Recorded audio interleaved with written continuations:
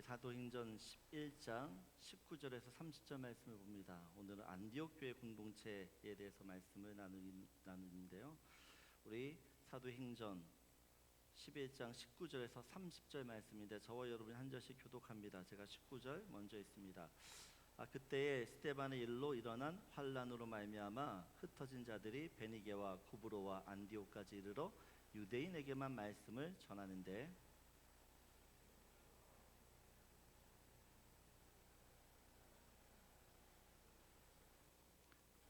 주의 손이 그들과 함께 하심에 수많은 사람들이 믿고 주께 돌아오더라.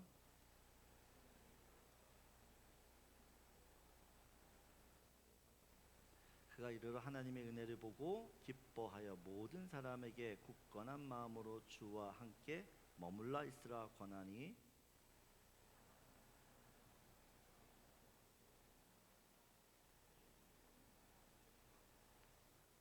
바나바가 사울을 찾으러 다소에 가서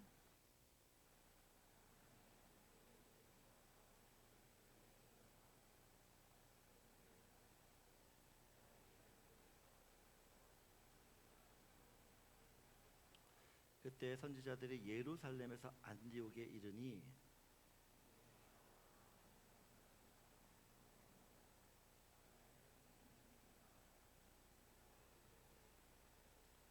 제자들이 각각 그 힘대로 유대에 사는 형제들에게 부조를 보내기로 작정하고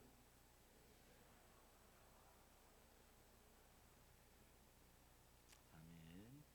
우리가 교회에 대한 말씀을 나누고 있습니다. 첫 번째 시간에는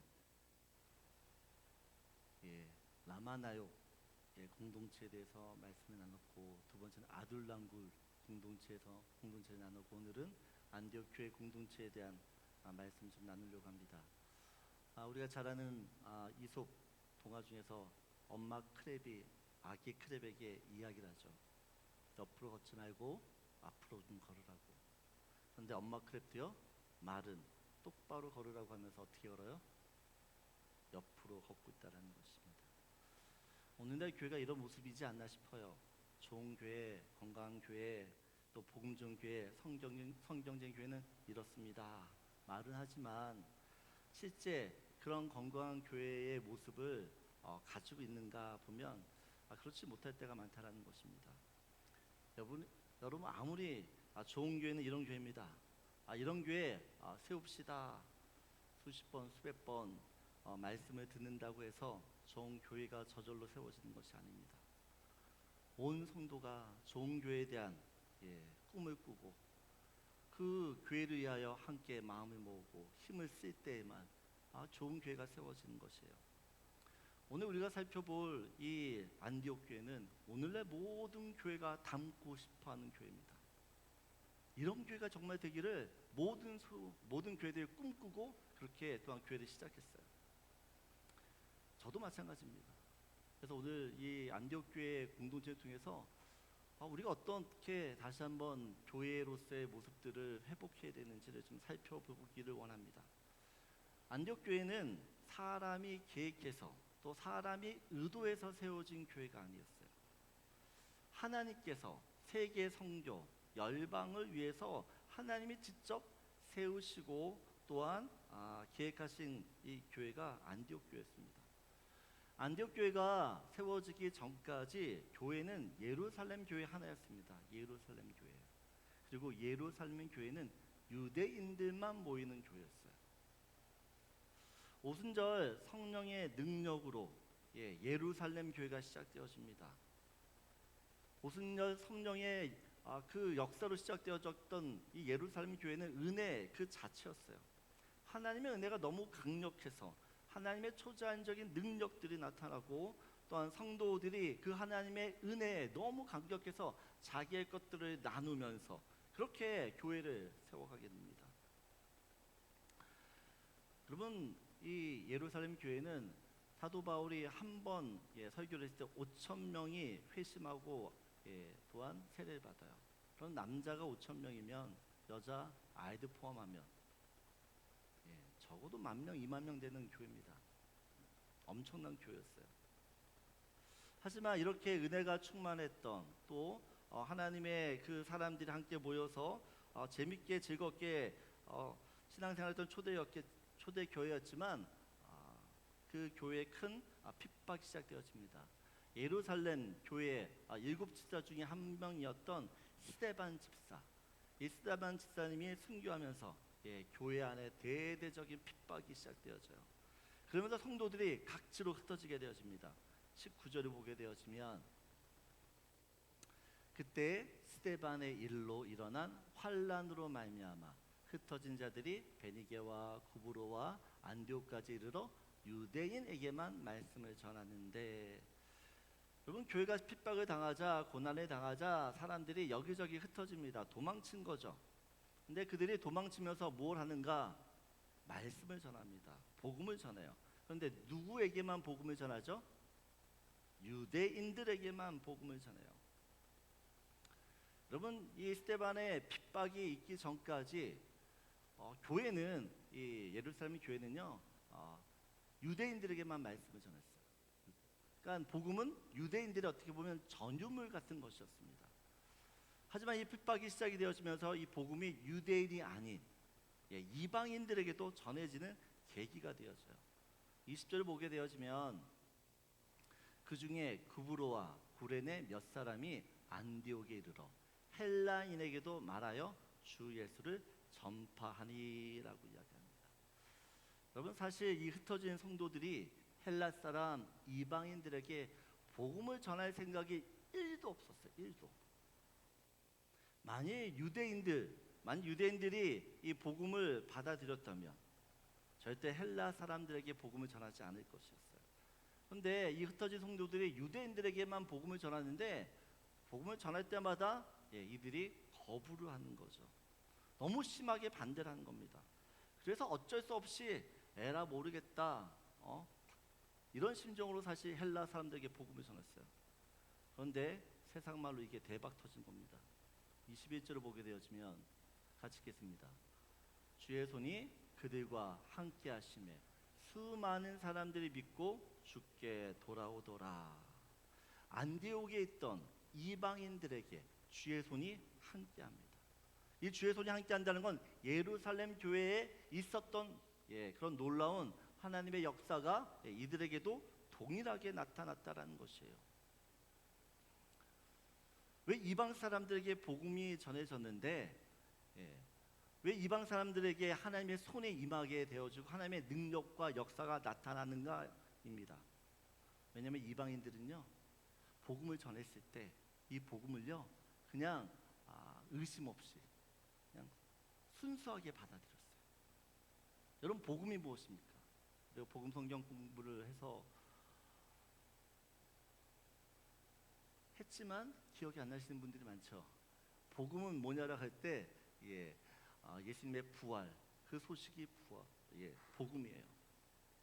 모든 사람이 죽었는데 죄로 모든 사람이 죽었는데 예수님이 그 죽은 우리를 위하여 생명을 주셨기 때문에 죄와 죽음의 문제를 해결하시고 우리에게 영원한 생명 주셔서 우리를 부활케 하셨다라는 거죠. 그 부활의 소식이 결국에는 복음인데, 유대 사람들에게는 이 복음이요 사실 굉장히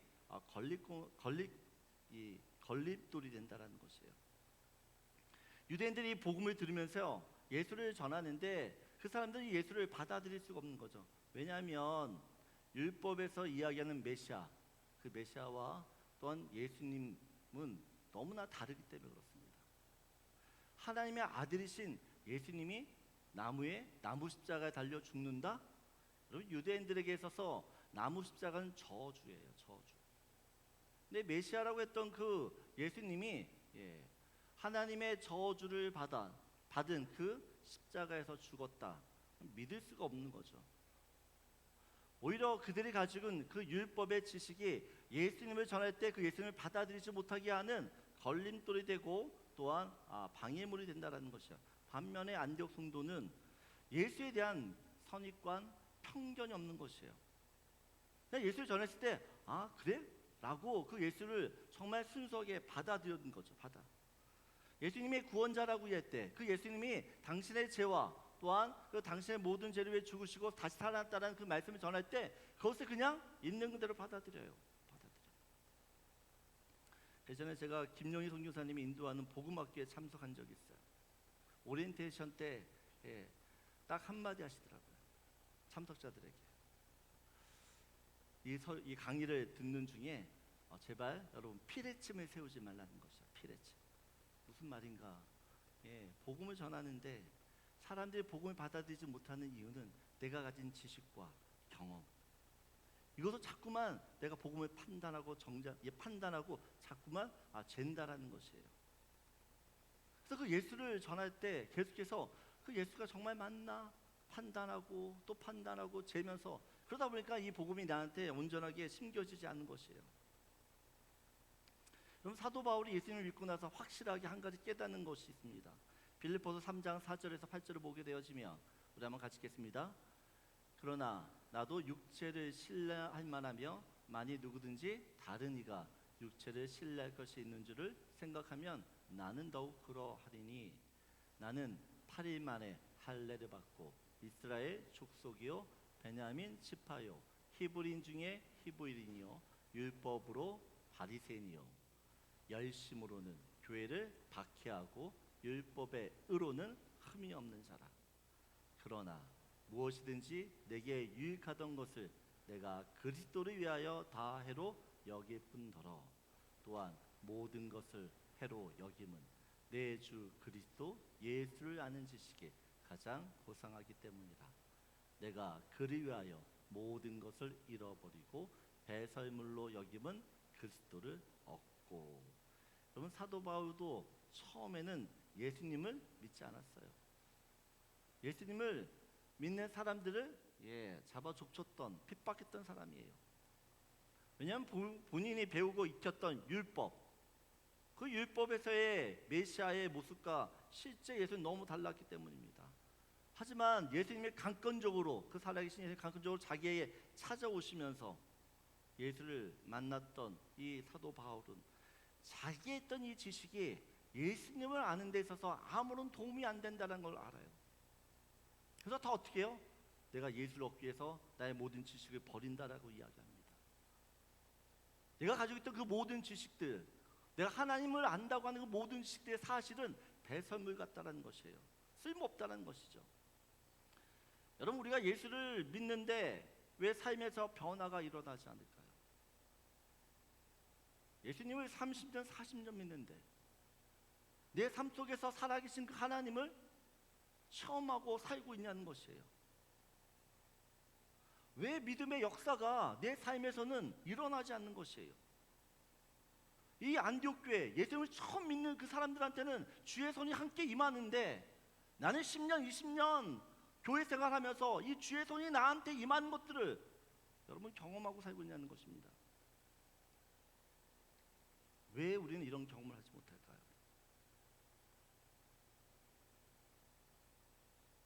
예수님을 내가 온전히 믿지 못하기 때문에 그래요.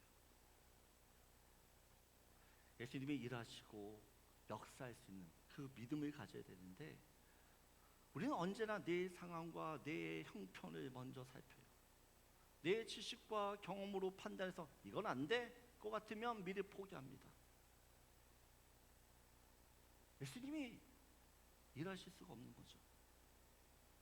근데 안디옥 성도는 사람들이 예수를 전했을 때 예수님은 당신의 구원자입니다. 예수님은 당신의 전능자입니다. 예수님은 당신의 치유자입니다. 예수님은 우리의 모든 공급자시고 인도자십니다 라고 이야기할 때 그것을 있는 그대로 다 받아들여요. 그리고 그대로 자기 삶 가운데 그런 예수가 나타나는 거죠. 그럼 주님의 손이 우리 인생 가운데 함께 하려고 그러면 예수를 믿어야 됩니다. 여러분 아브라함처럼, 요셉처럼, 모세처럼 우리가 믿음이 정말 좋기를 바라요. 그래서 나도 정말 믿음의 사람이 되었으면 좋겠다라고 기도합니다. 그러면 하나님께서 우리의 기도를 들으시고 없던 믿음을 그래 믿음 가져라 하고 주실까요? 바로?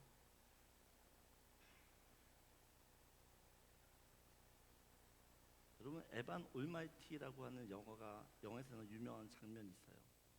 보시면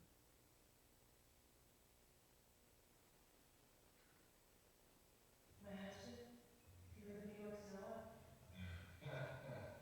the guy that built the car. That's him. I love that story. You know when I come, you know, a lot of people make fun of that story. They think it's about dark, wrath, anger. And other ones like the same. Well, this is a story about the ark. Well, I think it's a love story about forgiving each other. You know, the animals showed up in pairs. They stood by each other, side by side, just like Noah and his family. Everybody came up the ark, side by side. But my husband says God told him to do it. What do you do with that? Sounds like an opportunity. Let me ask you something. If someone prays for patience, you think God gave them patience? Or does he give them the opportunity for patience? Is it praise for courage, God? Courage is what gave them opportunity to be courageous. If someone prays for family, do you think God's asking them to warm, fuzzy feelings? Or does he give them opportunities to love each other? I don't know. A lot of people say, enjoy.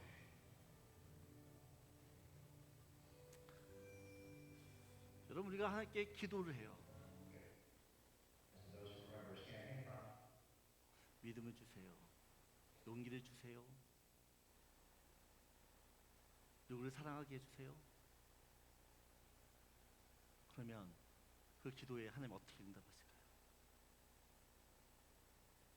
믿음을 배울 수 있고 가질 수 있고 그런 믿음으로 무엇인가를 할 수 있는 기회를 주시는 거죠. 기회.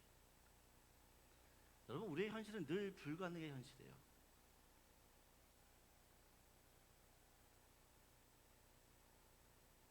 아무것도 없는 나띵의 현실이에요. 그런데 이 냉혹한 현실이 사실은 하나님을 체험할 수 있는 가장 좋은 기회라는 거 아십니까?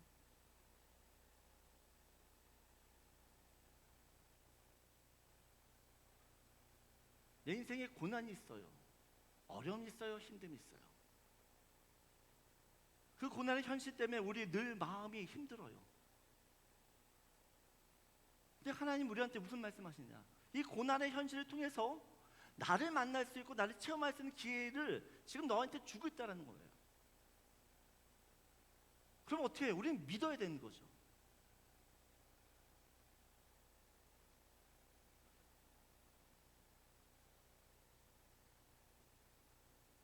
여러분, 예수님께서 말씀을 통해서 우리에게 이야기하셨어요.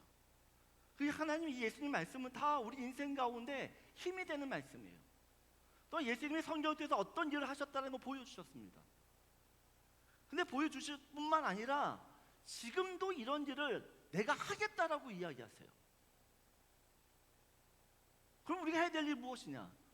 그 주님의 말씀을 믿고 주님이 하실 그 일들을 믿고 또 주님이 내 인생 가운데 하실 그 일들을 바라보면서 어떻게 해요? 믿는 거죠. 계속.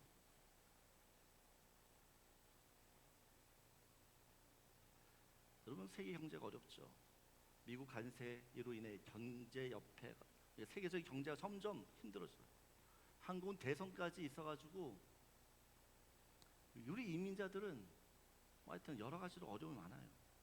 비즈니스 하시는 분들도 이런 불경은 없다라고 이야기합니다. 이런 불안. 여러분, 밴쿠버도 점점 살기가 힘들어요. 렌트비 내기도 힘들잖아요. 이렇게 힘든데 우리가 이렇게 힘들게 살고 있는데 다른 사람을 도울 수 있는 그런 마음들이 있을까요? 나도 지금 힘들어 죽겠는데 다른 사람들 도울 수 있는 그런 마음의 여유들이 있냐는 것이에요. 그럼 오늘 28절을 보게 되어지면 이 지금 안디옥과 예루살렘 이 모든 그 천하에 큰 흉년이 들었다라고 이야기해요. 큰 흉년. 2000년 전의 흉년은요 지금의 흉년과 달라요. 엄청난 어려움이 있는 것이에요.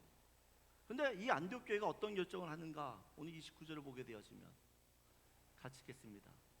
제자들이 각각 그 힘대로 유대에게 사는 형제들에게 부조를 보내기로 작정하고, 부조라고 하는 것은 결국 물질, 돈입니다. 헌금이에요. 여러분, 이 안디옥 교회는 지금 1년 조금 지난 교회예요. 그리고 아까 또 이야기했죠. 예루살렘 교회는 10,000명, 20,000명 그런 대형 교회예요. 1년, 2년밖에 안 되는 개척 교회가 대형 교회에 지금 헌금을 보내요. 나도 힘든데 나보다 더 힘든 사람이 있다고 하니까 어떻게 해요? 어려운 중에서 자기의 것들을 나눕니다. 콩 한 쪽도 나눠 먹는 심정으로 어떻게 해요? 내 걸 주는 거예요. 여러분, 안디옥 교회가 왜 예루살렘에 헌금을 보내기로 결정했을까요? 예루살렘 교회에서 안디옥 교회에다 우리 힘드니까 좀 도와달라고 요청했을까요? 아니면 바나바는 예루살렘 출신이에요. 예루살렘 교회가 모교회입니다. 바나바가 어떻게 보면 지금 이 안디옥 교회의 담임 목사 역할을 하고 있는데, 이 바나바가 교인들한테 예루살렘 교회가 힘들다고 하니까 우리 같이 헌금 좀 합시다 라고 제안을 했을까요?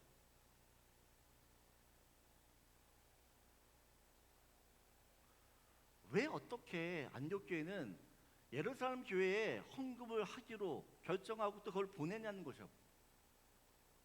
어떤 이유로? 사도행전 13장 2절을 보게 되어지면 같이 읽겠습니다. 주를 섬겨 금식할 때 성령이 이르시되 내가 불러 시키는 일을 위하여 바나바와 사울을 따로 세우라 하시니. 여러분, 안디옥 교회 특징이 있어요. 특징 뭐냐면 주를 섬기는 일을 할 때마다 뭐래요? 금식하고 기도합니다. 금식하고 기도해요. 여러분, 담임 목사만 할까요? 네? 온 교회가 금식하고 기도해요.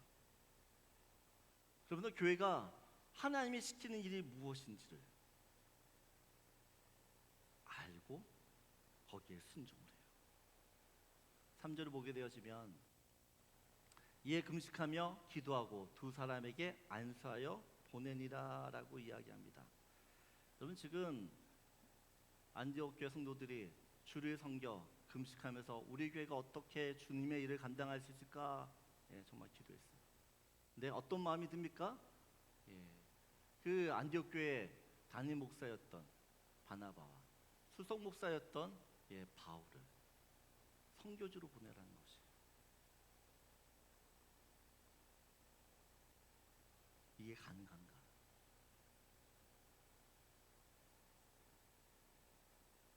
내 교회는 금식하고 기도하면 가능한 것이에요.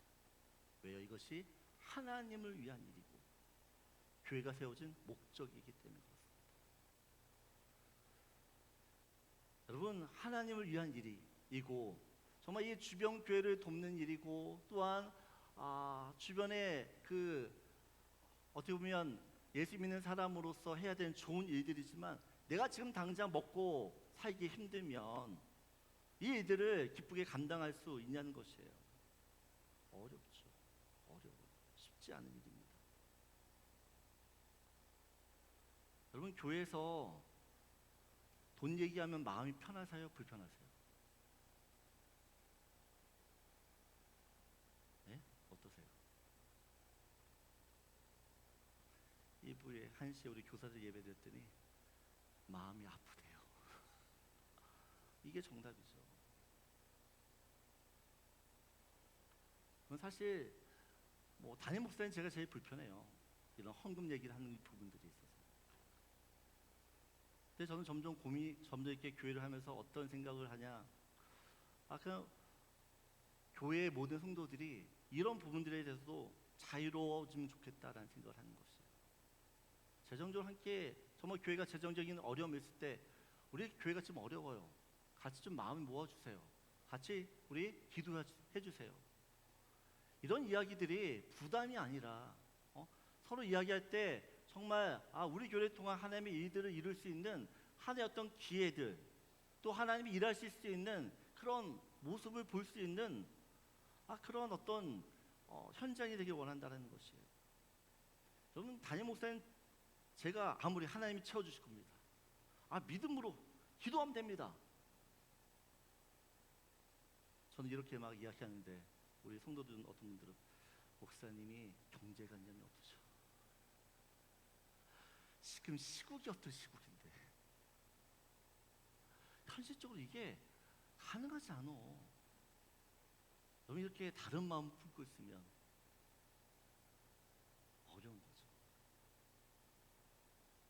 여러분, 현대교회 가장 큰 우상이 뭔지 모십니까? 가장 큰 우상이 무엇인지 아세요? 현실이라는 우상. 현실.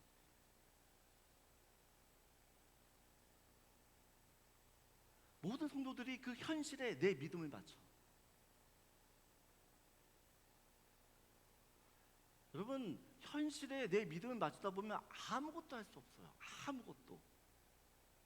현실은 우리가 태어나면, 여러분 이미 오면서부터 힘들잖아요. 어렵잖아요. 좋아진 적 있어요?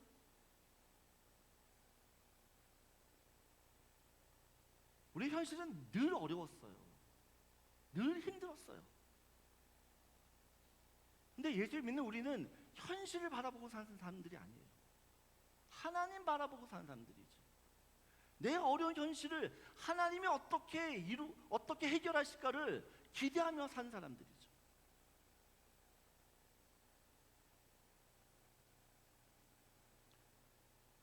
여러분, 내 현실이 힘들수록 하나님이 하실 그 큰 일들이 있는 거예요.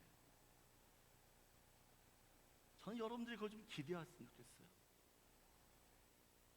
하나님, 내 인생 가운데 어떻게 일을 하시려고 이렇게 어려운 일을 주시나 기대하면서, 기도하면서, 함께 마음을 모아가면서 그렇게 서로에게 힘이 되어줄 수 있는 교회가 되길 원해요.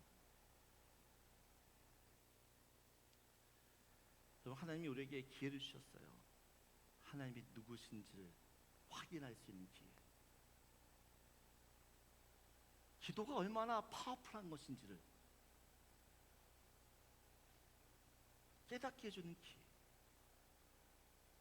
내게 없던 믿음이 어떤 일로 인하여 새롭게 믿음이 새로워질 수 있는 그런 기회. 내가 주를 위해 헌신할 때 하나님이 우리 가정 가운데, 내 인생 가운데 어떤 축복을 부어주시는지를 여러분들이 그 기회를 놓치지 않으셨으면 좋겠어요. 여러분, 안디옥 교회는 정말 믿음으로 모험하는 교회였어요. 저는 우리 교회가 정말 믿음으로 모험하기를 원해요. 믿음이 있어야지만 하나님의 역사를 체험할 수 있습니다. 그래서 그 믿음을 키워가야 되는 거예요. 키워가야 되는 것이에요.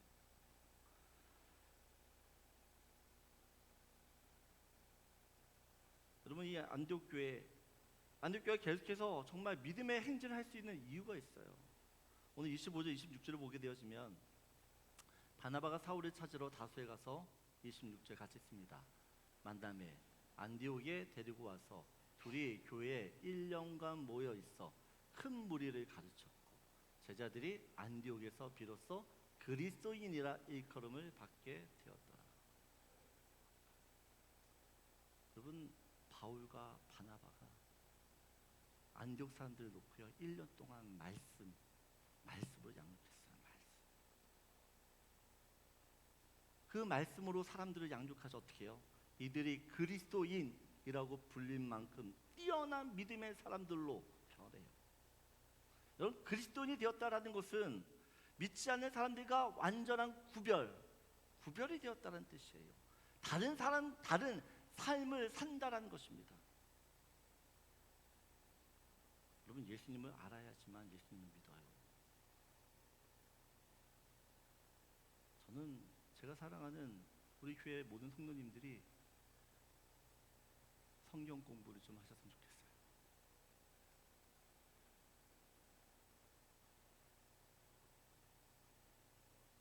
그래야지 내가 믿음을 지킬 수가 있습니다.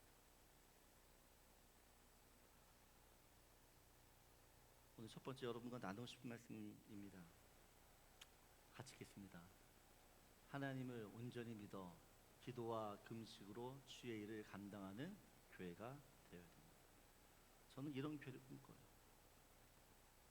우리 모든 식구들이 정말 하나님을 온전히 믿어서 기도하고 금식할 때마다 하나님의 놀라운 역사들을 체험하고, 그래서 그런 모습들을 이 랭리에 있는 사람들에게 좀 보여줄 수 있는, 내가 믿는 하나님이 이런 분이라는 것들을 좀 나타낼 수 있는 그런 교회가 되었으면 좋겠고, 이것을 위해 정말 여러분들 같이 마음을 모아주셨으면 좋겠습니다. 두 번째 함께 나누고 싶은 말씀인데 13장 1절이에요. 한번 같이 읽겠습니다. 곧 바나바와 니게르라는 시므온과 구레네 사람 루기오와 분봉한 헤롯의 젖동생 마나인과 및 사울이라. 여러분, 교회의 지도자, 교회 지도자는 그 교회가 어떤 교회인지를 잘 보여줍니다. 여러분, 이 안디옥 교회는요 절대 어울릴 수 없고 절대 함께할 수 없는 사람들이 모여서 교회를 이루어요. 오늘 5명의 안디옥 교회 지도자들을 소개하는데, 이 바나바는 구브로 출신의 네일 사람입니다. 정통 유대인이었고 모든 사람이 인정할 만큼 착했고 성령과 믿음이 충만했습니다. 그래서 자신의 밭을 팔아서 교회에 헌금할수록 열심히 썼어요. 또한 사울이 회심할 때도 사람들이 사울은 못 믿어, 바울은 못 믿어라고 할 때 앞장서서 보증을 섰던 사람이었어요. 그래서 바나바는 위로자, 격려자. 여러분, 이런 사람이 교회 지도자 되는 건 당연해요. 그런데 두 번째, 니게르라고 하는 시므온. 여러분, 니게르는 피부가 검다라는 뜻으로 흑인입니다. 지금도 흑인에 대한 인종차별이 심하잖아요. 그런데 2000년 전 흑인은 대부분 노예예요. 사회적으로 가장 낮은 계급에. 그런데 그 가장 최하층에 있던 사람이 교회 지도자를 맡고 있어요. 안디옥 교회는 이 신분, 계급, 이 벽을 뛰어넘고 사람을 차별하지 않는 교회였습니다. 여러분, 세 번째, 구레네 사람 루기오. 이 사람은 다른 어떤 수식어가 없어요. 그냥 구레네 출신의 루기오, 이거 외에는 내세울 게 없는 것입니다.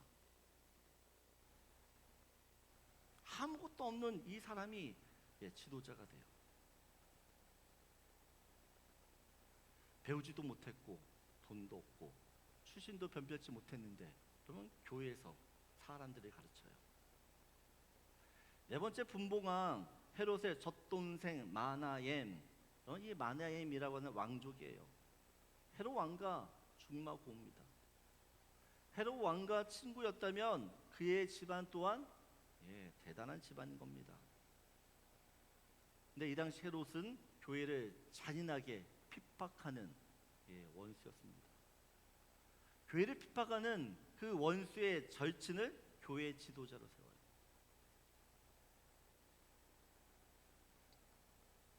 마지막으로 바울. 그럼 바울은 정말 대단한 사람이었어요. 똑똑했고. 하지만 우리가 잘 알잖아요. 바울은 각오가 있는 남자잖아요. 어느 누구도 바울을 받아주지 않았어요. 교회를 핍박했던 그런 과거, 전과가 있는 그 바울을 교회 지도자가 됐어요. 교회는 차별이 없어야 되죠. 구별이 없어야 되죠. 인종, 신분, 학력, 재산, 출신, 나이 막론하고 하나로 어우러질 수 있어야 돼요. 그런데 이게 말처럼 쉬워요? 그럼 저희가 금요일 토요일날 릴리앗 갔는데 그 릴리앗에 4개의 교회가 있어요. 카톨릭, 이단교회 하나 있고 교회가 둘이 있어요. 근데 한 교회는 100인만 모여요.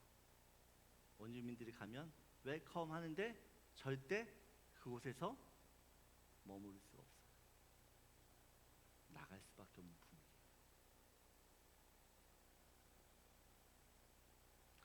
여러분, 지금도 교회 안에 차별이 있어요. 근데 2000년 전에는 더 심하죠.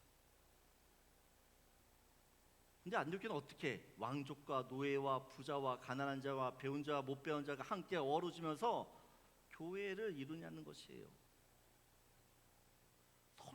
서로를 쳐다봐도 이질감이 느껴질 정도예요.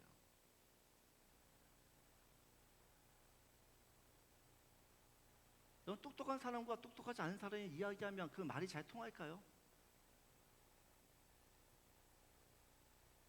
이렇게 다른 사람들이 모여 있으면 마음 상하고 삐치고 오해하고 토라지고 싸운 일이 없겠습니까?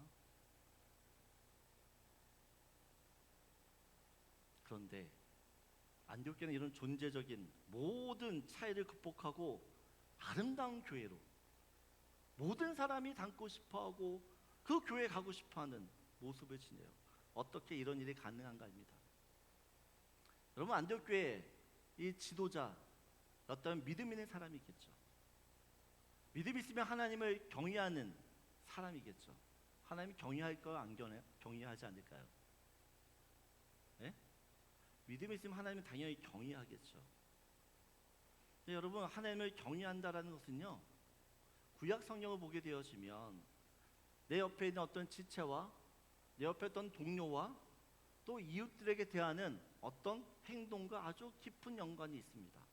레위기 19장 4절을 보게 되었으면 같이 읽겠습니다.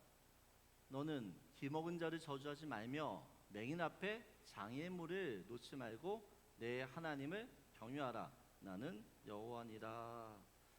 여러분, 우리는 약자에 대해서 어떤 마음을 갖죠? 이 기먹은 사람, 맹인들을 볼 때 어떤 마음을 갖습니까?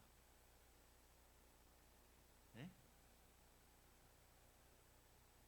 그럼 나도 모르게 저 사람보다 내가 낫다는 마음을 가져요.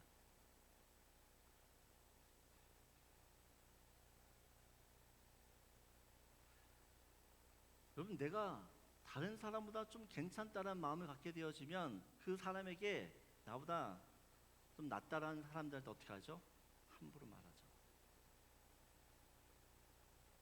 행동 조심하잖아요. 그런데 오늘 성경을 보게 되었으면 그런 행동을 하면 하나님을 경외하는 게 아니라는 겁니다.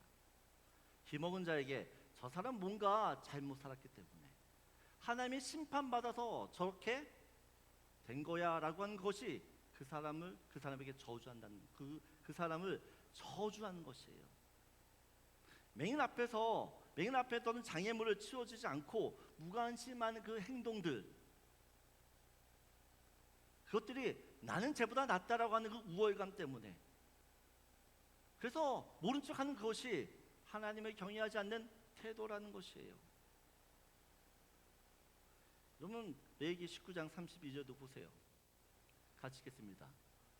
너는 샘머리 앞에서 일어서고 노인의 얼굴을 공경하며 내 하나님을 경외하라. 나는 여호와니라. 그러면 샘머리가 하얀 머리죠. 그러니까 하얀 머리를 가진 노인들을 어떻게 해요? 공경하라는 것입니다. 노인의 얼굴을 공경할 때 그것이 곧 하나님을 경외하는 일이라고 이야기해요. 여러분, 우리 교회 뉴스 많아요. 미래의 소망이 있어서 좋죠. 근데 교회 입장에서 쟤네들은 당장에 도움이 안 돼요. 오히려 어른들이 더 도움이 되지. 여러분, 이 노인의 얼굴을 공경하라는 것은 나보다 힘이 없는 사람이에요. 나보다 힘이 없기 때문에 내가 어떻게든지 이 사람을 밀어뜨릴 수도 있고 넘어뜨릴 수도 있고 누릴 수도 있어요. 그런데 그런 사람에게 하는 행동들이 곧 하나님을 경외하는 일과 아주 밀접한 관계가 있다는 것입니다. 레위기 25장 17절 보세요. 같이 읽겠습니다.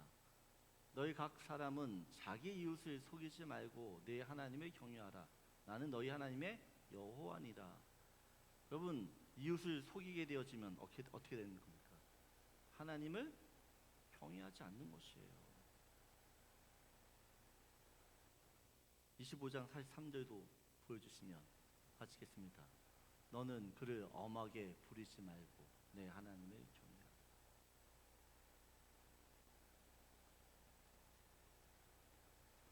여러분, 저도 이 말씀을 준비하면서 참 많은 회개를 하게 됐어요.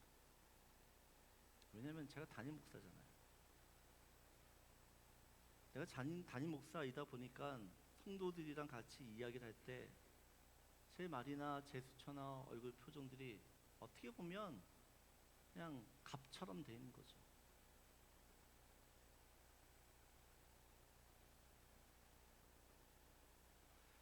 분명 저는 하나님이 경외한다라고 믿어요. 근데 내가 그 하는 행동을 보면 여러분, 그거는 내 착각에 하나님 경외한다는 거예요.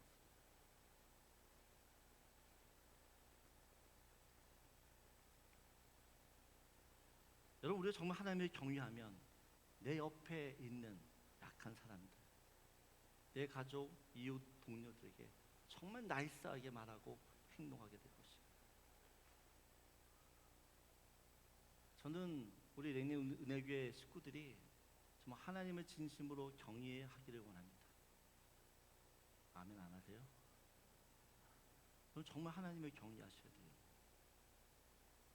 여러분이 하나님을 경외한다는 그 모습을 예배 드리는 것과 교회 봉사하는 것과 기도하는 것으로 여러분 찾으려고 하지 마세요.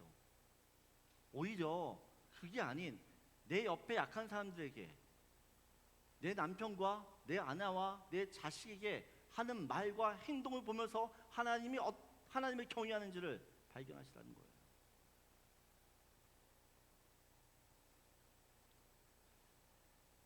여러분, 사람이 삶의 어려운 환경에 짓눌리고 또는 경제적으로 힘들면요, 정상적인 사고를 할 수가 없잖아요. 생각을 할 수가 없어요. 판단이 흐려질 수밖에 없습니다. 그래서 말도 안 되는 이야기를 해요. 말도 안 되는. 여러분, 교회 안에는 그런 사람들이 많아요. 저 사람이 왜 저런 말을 하지? 정말 말도 안 되는 이야기를 하네. 제정신이야? 힘들어서 그래요. 그러면 정상적인 생각을 하고 판단하는 우리가 어떻게 돼요? 그 사람 품어줘야죠. 힘들다 그러면 내 주머니 열어야죠.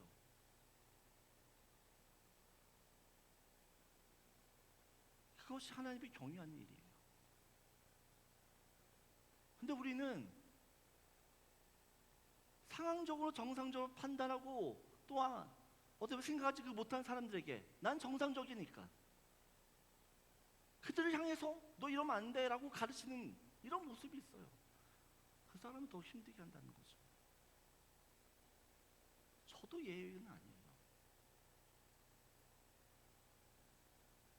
여러분, 하나님을 경외하는 일이 여러분 내 옆에 있는 사람들에게 하는 것과 얼마나 관련 있는 것을 안다 그러면 우리 말과 행동을 조심해야 되는 거죠.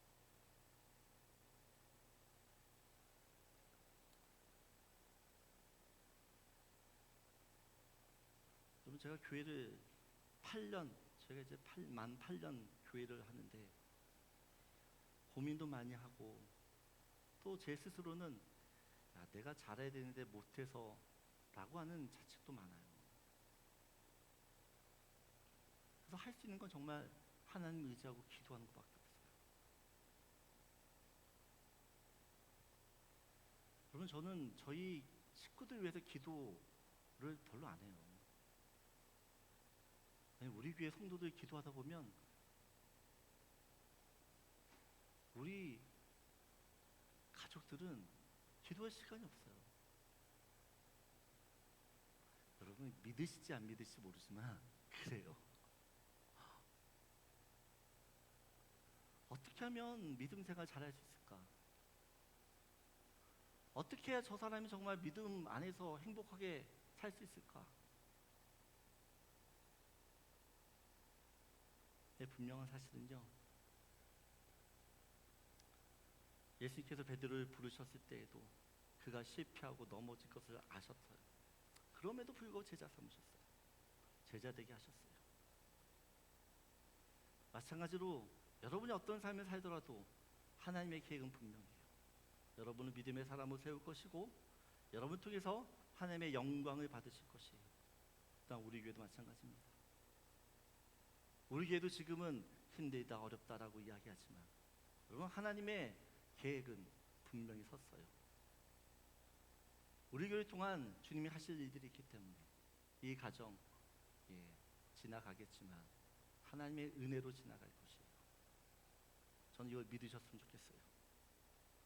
교회가 하나 되어야지 말한다고 하나 되지 않아요. 여러분이 하나님을 온전히 정말 하나님을 진심으로 경외하면 내 지체 있는 사람을 그냥 사랑하게 돼요. 그럼 하나 되는 거예요. 저는 여러분들이 하나님을 경외해서 우리 교회가 아름답게 하나 되어지는 은혜가 있기를 소원합니다. 그래서 마지막 같이 나누신 말씀이에요.